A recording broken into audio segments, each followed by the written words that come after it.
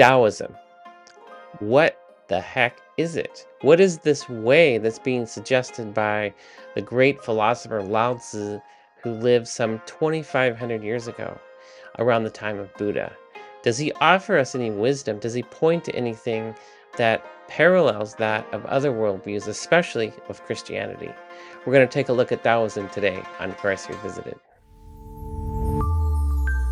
Welcome back to Christ Revisited. I'm Christopher, and I'm excited to talk about one of those topics I got to have a run-in when I was 19 years old at the library.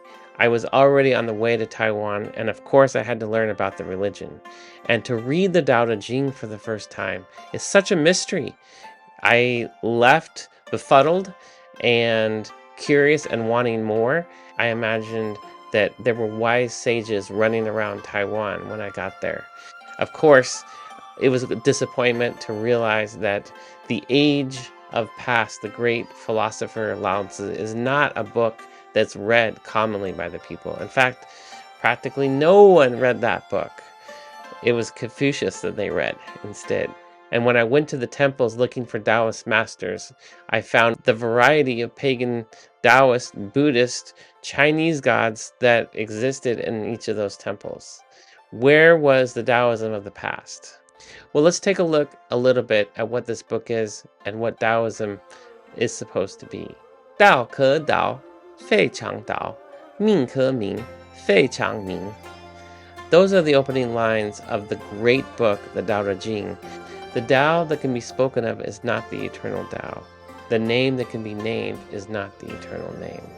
In this, we get a cosmological principle of creation itself. As in Christianity, what makes Christianity so powerful is, and so illogical, is the fact that there is a creator God that has always existed and is even beyond being itself. It is uncreated. In the Tao, we also, it appears, get some principle of creation that appears as if it has always been, that it is eternal. This is a great parallel between Christianity and Taoism. Next, I'd like to explain just a few of the terms. From the Tao, which does mean the way, and we know that term also in Japanese as Do, as in Aikido. We also have the word De, which means power. And the other major word that we see is Wei, which means non-action or non-doing. Now, there are actually wonderful parallels being drawn between these three ideas and that of Christianity. The first is, as we mentioned with John 1:1, in the beginning was the Word, and the Word was with God, and the Word was God.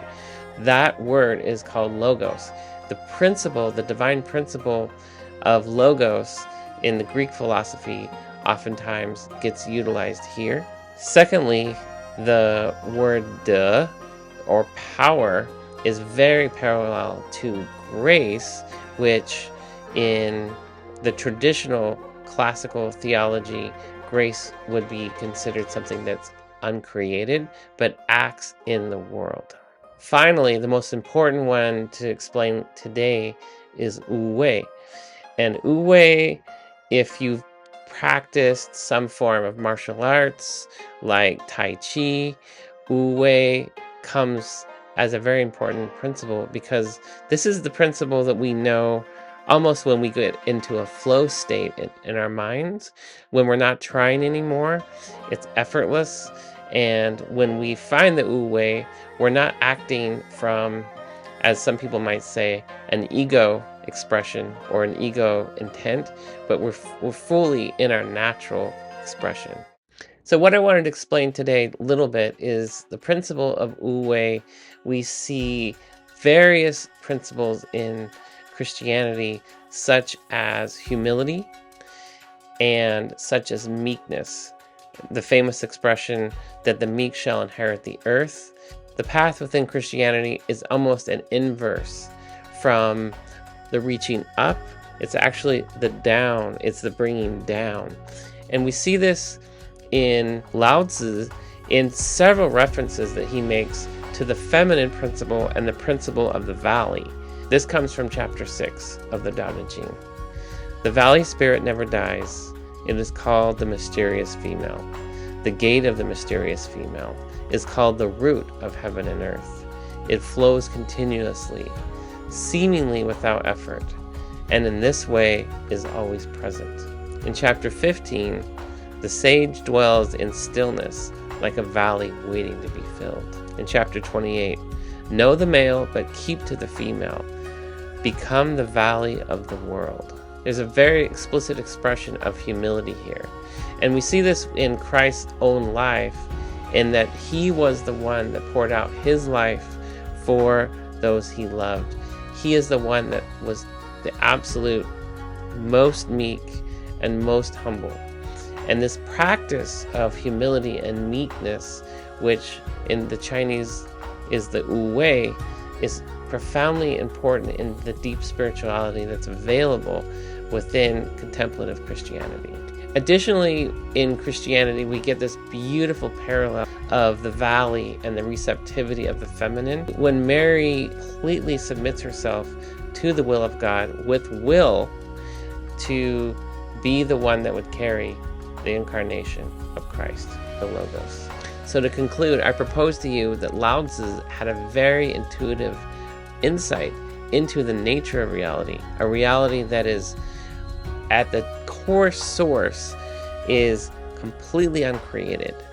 But what is missing and different between his offer and that of Christianity is that this uncreated reality is not just impersonal, it's not just a principle, but is truly a person. What we see in a lot of the practices in the East, including in Taoism, is a kind of taking away or stripping the ego such that we could find our natural state of being. Where in the West, within the contemplative tradition, there's also a stripping away. It's a stripping away of the passions. As we strip those passions away, we also come to a place of healing, of connection, and we call that communion because it's communion, in fact, with the living personal God. The profound difference between the East and the West, between the practices of Taoism and the practices of the Hesychastic or contemplative practices in Christianity, is that we become more human, we become more individual, we become more expressed, more fully ourselves, and we don't lose our personhood, but we in fact unite with the higher person, the creative principle, who's not just a principle, but the creator himself, who came in the form of the Son to the world to save all sinners. I'm excited to continue to explore the Taoism and Zen and the interplay of these two traditions with that of Christianity. We'll see you next time on Christ Revisited.